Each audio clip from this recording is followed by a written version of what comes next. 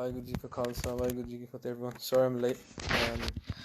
It was Virgin Media's fault, not mine.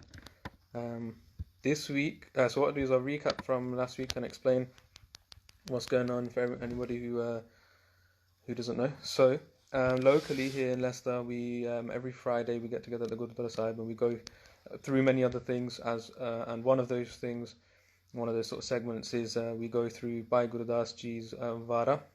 So I'll explain who Bhai Gurdaas Jee was last week, and I'll put a post up as well just explaining who they were. So they were the nephew of the third Guru. They were the cousin-in-law, you could say, of the fourth Guru.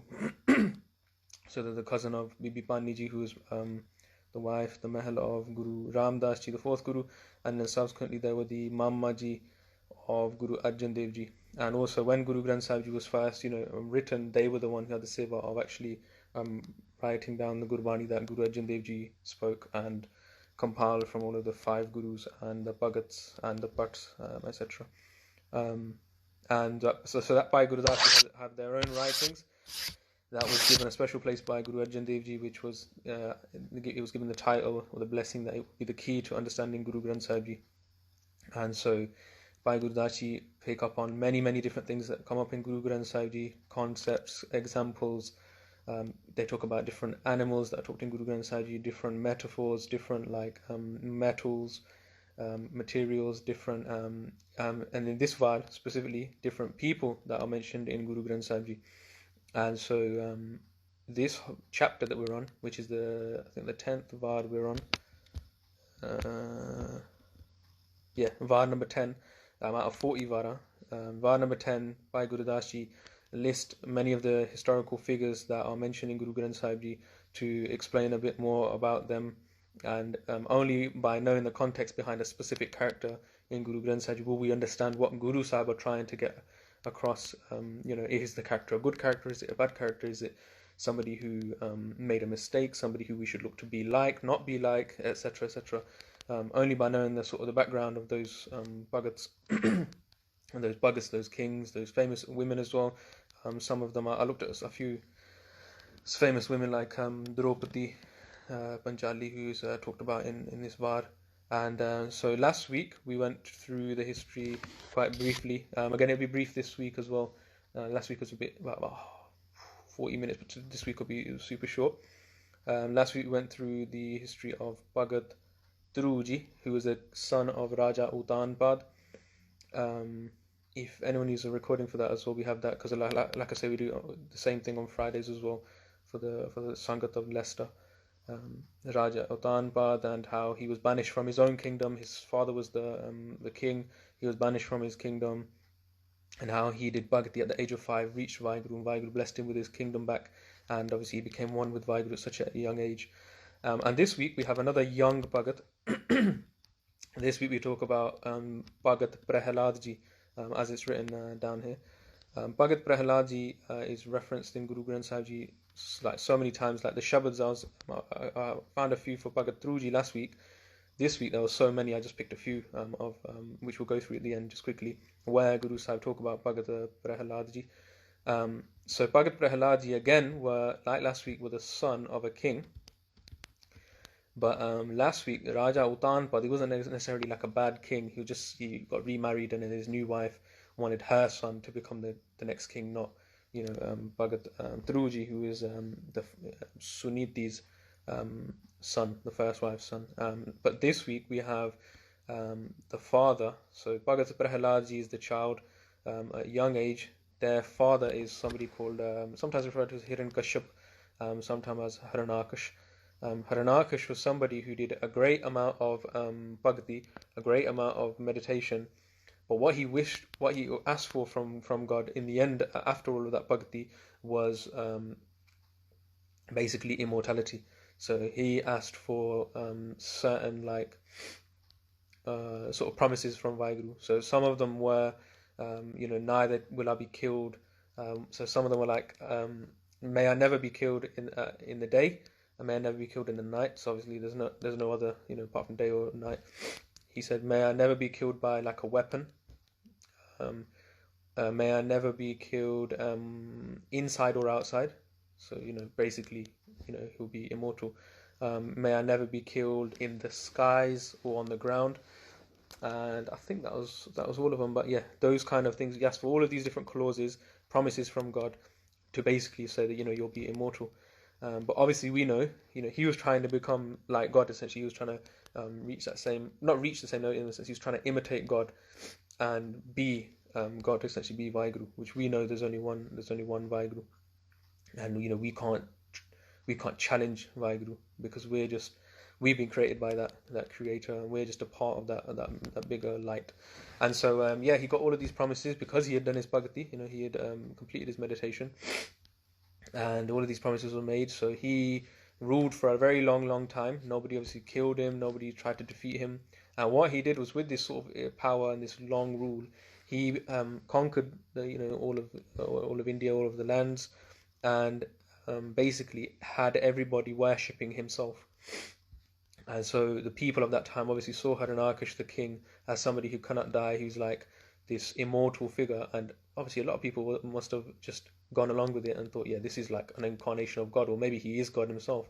And in this way he sort of tricked tricked everybody into thinking that he was God on this earth. He had people, doing his Simran, so people would recite, how we recite Vaheguru, others recite different mantras. He would have people recite Jale Haranakush, Thale Haranakush, that in the seas there is Haranakush, in the skies there is Haranakush, as in, just like we will say about Vaheguru, Vaheguru's everywhere, Vaheguru's here, Vaheguru's there. That he would have people worshipping himself like that as well. So that was Haranakush. That was the father, the king, the father of Bhagat Prehlaad Jee. And the story starts with Bhagat Prehlaad Jee, when they get to an age of about, they say about from 5 to 10 years old. Again, a really young age, just like Bhagat Ji last week, who was at the age of 5. When they get to like an age where they go to school for the first time, we join that part of their life, and we hear about the story behind how Bhagat Prehlaad Ji was a true devotee of Vaheguru, but his father had basically this whole rule over the whole earth, where nobody was allowed to worship Vaheguru, or no one was allowed to worship the true God. They were worshipping Haranakush instead.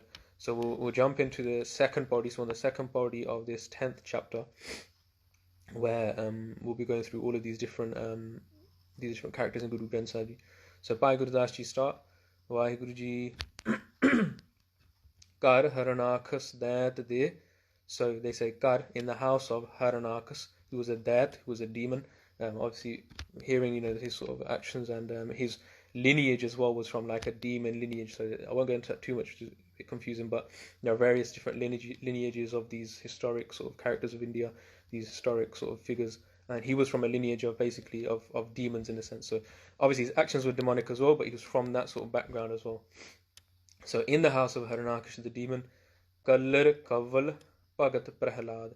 So they describe his like house, or his sort of life, his surroundings, his the people around him, his whole like rule as like a wasteland. So Kallar means like somewhere where it's just like it's a wasteland, nothing is growing, there's nothing of any worth. In that wasteland, that is Haranakus's like sort of surroundings, his rule, his kingdom, his family. In that sort of ancestry, Kaval means a lotus flower. A lotus flower, Bhagat Prehlaad was born. So the lotus flower, that is Bhagat Prehlaad Ji. Bhagat meaning a devotee of Vaheguru, somebody who devotionally worships Vaheguru. Prehlaad was born into his house. So a Kaval is a lotus flower, and a lotus flower generally, when it's referred to in Guru Granth Sahib Ji, again, these are things that Bhai Gurdaas Ji in previous Vaars have gone through, and then when we know, when they talk about a lotus flower, this is what they're trying to get at. Often when we read Gurbani, we might not catch that, but Bhai Gurdaas Ji, explain these examples to us, so that when we read Gurbani, we know what they mean by a lotus flower. And the general qualities of a lotus flower is that it only grows. So a lotus flower, it only grows where water is stagnant. So where the water is still, and it's obviously become sort of infested, there's like algae, and it's essentially dirty water. That's where you'll see lotus flowers. You won't see them in fresh flowing sort of streams where the water's clean, fresh, and it's flowing. It's always where the water's stopped and it's like a bit swampy, and you'll see lotus flowers there. So in Gandagi, basically in filth, in dirt. But the lotus flower itself, the dirty water is here. The lotus flower sits on top of that water, and although it's in that water, you'd say, yeah, that lotus flower is in that barni. It's still separate from that water as well. So in the same way, they describe Bhagat Prehlaad Jee, and then obviously Guru Granth Sahib describe those true devotees of Vaheguru as a lotus flower, because they are within all of this like filth that is everything in the world, all of the negative things that we all come across in our day-to-day lives, living in, if people are watching in the UK, living wherever we are, everything we come across that is sort of negative or is impure, the Gursikh, the true Gursikh, the true Bhagat, the true saint exists within all of that, but is still pure, is still above all of that, whilst being within it. And so they say that lotus flower that was Bhagat Prehlaad Jee entered the house of Haranakush, the king. Then they describe, they say, Padan Pataya Chatasal. So they send him, Pataya means they send Bhagat Prehlaad Jee to the Chatasal, to basically the school where you learn, your first sort of ABCs and your Pahari. Padan, to study. Pande Chit Hoa Ahlad. The Pande, as in the Pandits, when the Pandits who were the, so back in the day you would go to, in this case, they would go to a mandir where they would teach them, your normal sort of literature, your maths, your sciences, your everything else, as well as your like religious studies. So it will all be like packaged in one. So the Pandits that were teaching Bhagat Prehlaad Jee, they became, in their minds, their chit means their minds, they became ahlad, which means shocked, or you could say they became, what's the word? Heran. So heran, like the Punjabi word we know, they became quite shocked, quite astounded that somebody at such a young age was saying the things that Bhagat Prehlaad Jee was saying. And so we can draw a few parallels. We might have heard similar sort of things when we hear about Guru Nanak Dev Ji when they first went to school. In this way, the true Bhagat, the true saint of Vaheguru, when they went to school, they first said to the Pandits who were teaching them, these letters that you're teaching me, will they lead me to Ram? Will they lead me to Vaheguru? I remember in those times, nobody's worshipping Vaheguru, they're only worshipping Haranakush, his dad. Do you get it? So when he said these things, they were shocked as to, this young child.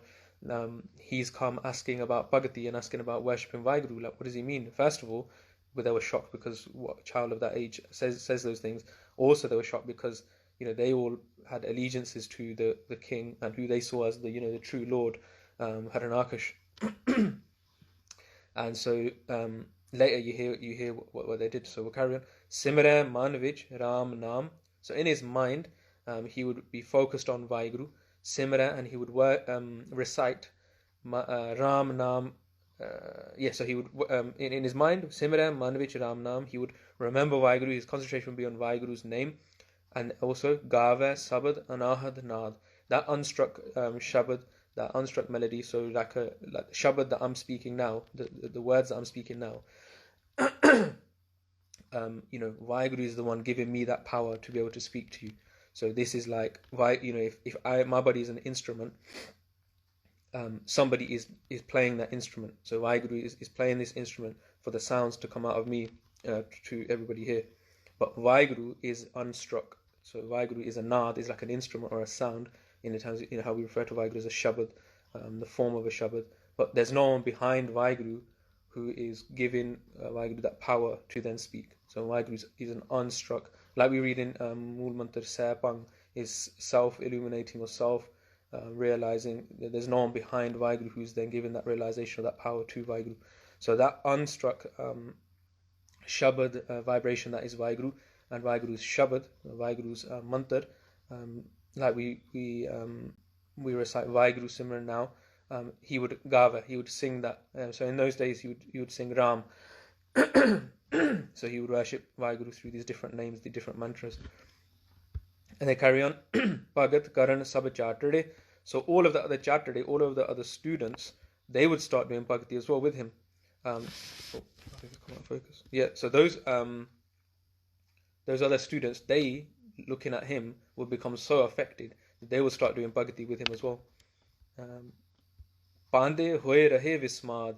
And those Pandits became even more astounded that all of these children, that he's having an effect on all of these children. I started thinking of him as some sort of incarnation of Vaheguru, or something special, something different.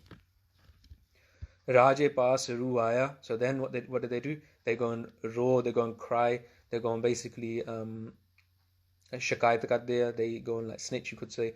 With who? Raje paas. So they go to the king, they go to Harnakish, his father, and they go and they tell on Bhagat Prehlaad Jee and what they did when they first went to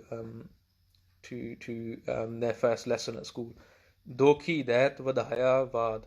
Those dokhi dat, those sort of troubling Pandits, they increased this hatred between Bhagat Prehlaad Jee and their father, Harnakish, the king. So there was already previous sort of instances where they tried to sort of they saw that Bhagat Prehlaad Jee was worshipping Vaheguru, and they tried to sort of try to kill him. So they already knew a little bit, but this just added to that sort of that enmity between them.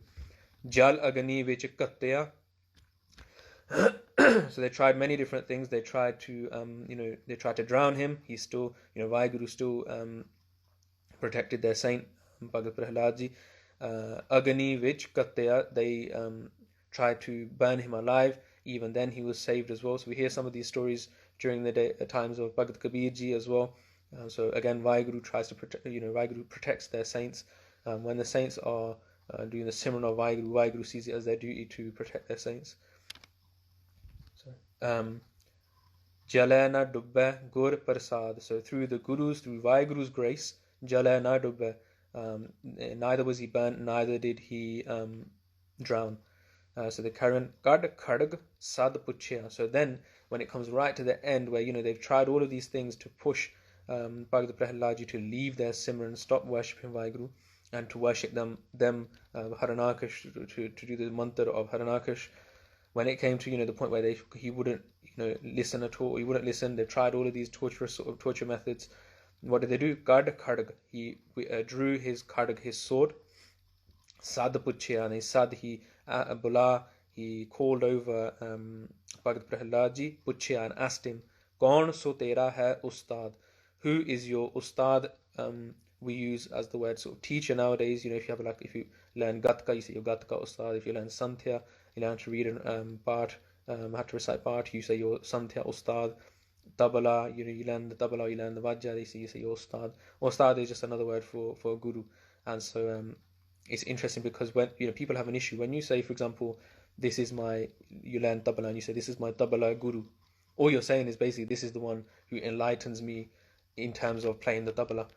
And here they're using ustad in the same sense. So if they use the word guru or ustad here, it means the same thing. So when we use that in those references, obviously we're not talking about they are our guru. They're just our guru in terms of teaching us Kirtan or teaching us Tabala or teaching us Santhya. So we shouldn't be too sensitive over that word when we use it in that context. So they say, who is your ustad? Who is your guru? As in basically saying, show me where your guru is, like a sort of rhetorical question. Show me, where's your God? Where's this Ram who you're worshipping? Have him appear now to save you, otherwise you're gonna die. At that point when Harnakish has got Bhagat Prehlaad Jee and he's got his sword in one hand and he's ready to kill him if he doesn't speak. Tham Pard Pargatya. So out of the pillar, as you imagine all of these old sort of mandirs or old palaces, they have many different many pillars, and out of the pillar beside Harnakish and Prehlaad, out of the pillar, what happened? Tham Pard, the pillar ripped open. Pard, to rip. The pillar ripped open. Pargatya, and who revealed themselves? Narsingh Roop Anup Anad, the form of. So they say the Anup means. Up means is short for like upama, which means praise. An means something that you cannot. So that form, Roop means form. That form which cannot be praised, as in it's so beautiful a form of that incarnation of Vaheguru that was Narsingh, which we'll explain, was so beautiful that it is Anup, it is indescribable, and the beauty is not we can't articulate how beautiful that form of Vaheguru was. And that form was Nar Singh. So Nar means like a person, like a man. and Singh means obviously lion. So that form of Vaheguru was a man from the waist down, and from the waist up was a lion. So from, yes, that's what they say. From the waist up, a lion, and from the waist down was like a man, like a normal man. Anad, and it was that form of that Vaheguru that is endless. And so that Narsingh was the incarnation that came to protect that Bhagat. So it's counted as one of Vishnu's avatars. Guru Gobind Singh Ji write about, I can put that out now actually, it's a good point to, Guru Gobind Singh Ji talk about Bhagat Prehlaad Jee as well, and they describe the story quite shortly. I'll show you. So they say Totak, so that is the type of Shabad. Sonanam Gopal Risyang Asurang.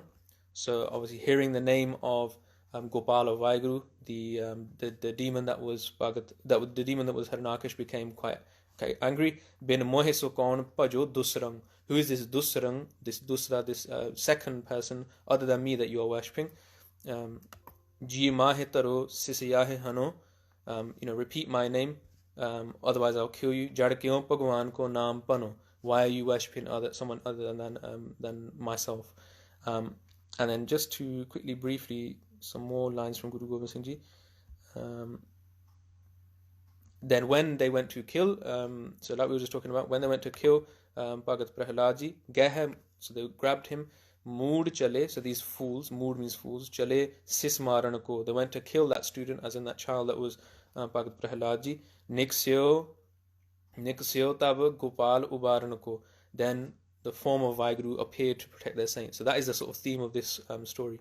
Chakachaup rahe jan dekh sabha, everybody was left astonished. Out of the pillar, how can Vaheguru just appear out of nowhere in this astonishing form of half of a man and half of a lion?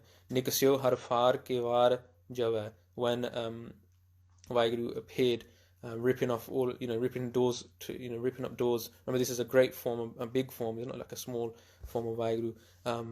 Tearing off these doors, ripping sort of a hole through this pillar and revealing themselves. Who is this form of Vaheguru? So we carry on. Bemukh pakad pashadyan. So what did that form of Narsingh do? They fought with all of the soldiers, all of the servants of Hiranyakash. In the end, Sant Sahai Ad Jugad, that Vaheguru who is the Sahai, the support of all of the saints, Ad and Jugad. So from the start of time, before time was even created, and through all of the ages is the support of all of the saints of Vaheguru.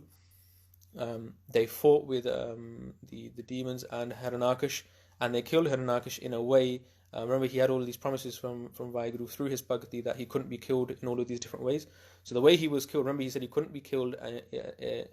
He couldn't be killed in the day, couldn't be killed in the night, and so he was killed around the time, now you could say, when the sun's about to set. So you can't really say if it's day or night. What we call Sandhya, when at dusk. And so that was the time. So it didn't fulfill those it didn't break those promises from Vaheguru. He said, neither should I be killed inside or outside. And so they killed him on the doorstep. So on the doorstep, which we call the Sardal, he was killed on that Sardal. So to respect the fact that Vaheguru appeared in this sort of place on the doorstep of a building, our elders wouldn't step on a doorstep. If you ever seen that, like, you might think it's a superstitious thing where when old Punjabis or even just generally Indians, when they go into like a house, or they say don't step on the sort of doorstep. When I was a kid, I used to think it was like a thing where it might break or whatever, and then I slowly realized it was like superstitious. But really, it comes from this story. It's a way of remembering. It's a way of remembering Vaheguru through that sort of thing that is your doorstep. This is where Vaheguru appeared to protect their saint. The other one was that neither can I be killed by a man or an animal, and he was, so that was one I forgot from earlier. Man or a woman, man or an animal, and remember he was half and half, so he wasn't a man or an animal, he was in between, so he didn't break any of those promises. And then the other one was neither can I be killed by any weapons, and he wasn't killed by a weapon, he was killed by the nails, the hands, and the claws, the nails of Narsingh, because obviously he was a lion from waist up. And so all of those all of those promises were still kept, but because obviously he thought he was going to become immortal. The only immortal one is Vaheguru, and those that become one with Vaheguru. And so in that way, Harunakash was killed. And then just to finish off, Jai Jaikar Karan Brahmad. So all of the universe then Jai Jaikar, they celebrated that that king that had such an evil rule was defeated, and the true Bhagat of Vaheguru, that was Bhagat Prehlaad Jee, was saved. So that is just to go through it briefly. That was Bhagat Prehlaad Jee. Again, this is somebody who is referencing Guru Granth Sahib Ji many times. Just to go through one more quick reference. So they actually in is it Guru Amar Das Ji in Rag Vadha, so on Ang 591 of Guru Granth Sahib Ji, they refer to Bhagat Prehlaad Ji as a Gurmukh. So they say Pauri Gurmukh Prehlaad, the Gurmukh Prehlaad Jap Har Gat Pai, by worshipping Vaheguru Gat Pai, was liberated. And they go through some other characters as well, some other historical figures. Gurmukh Janak, so Raja Janak, the king Janak, who will go through as well in this Vaar.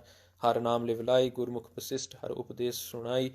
So they refer to Bhagat Prehlaad Ji as a Gurmukh, as a Gursikh. And remember, he was around, thousands and thousands, hundreds and thousands of years ago, not any time after Guru Granth Sahib, after Guru Nanak Dev Ji. So in Guru Granth Sahib Ji, Guru Amar Das Ji referred to Bhagat Prehlaad Ji as a Gurmukh, as somebody who became one with Vaheguru. And then loads of other places. So many, like if you just type in Prehlaad in English in one of these apps, you'll see all the references where you'll see all these references of Bhagat Prehlaad Ji and Guru Granth Sahib Ji. So that was this week. Next week is Raja Bal, who was actually, I think, the grandson of Bhagat Prehlaad Ji. I think he was a king. I can't remember. I can't remember the summary of that body, but we'll go through that next week. And so all of these sort of characters will help us. All of these body will help us sort of realize who these characters are that are being referenced in Guru Granth Sahib Ji again and again and again, and we'll start. So imagine if you had this pankti from somebody, Pauri Gurmukh Prehlaad Jap Har Gat Pai, and you wanted to know who this Gurmukh was that worshipped Vaheguru and became liberated. You wanted to essentially emulate or try to adopt those qualities. You wouldn't know unless you had the story, the history of Bhagat Prehlaad Ji. And it's only by going through the history, thanks to Bhai Gurdaas Ji, that simplify things, explain things for us, that when we read Gurbani, we can just go, yeah, I know who that is, and understand the pankti, the whole line of Guru Granth Sahib Ji, or the line of Gurbani. So we'll leave it there. We'll carry on next week at the same time, and we'll go through this history of Raja Bal. Thank you for listening, everybody. If there are any questions, you can direct message myself or the Muscat Trust. So you can comment on. You can direct message this account. Thank you very much. Vaheguru Ji Ka Khalsa, Vaheguru Ji Ki Fateh.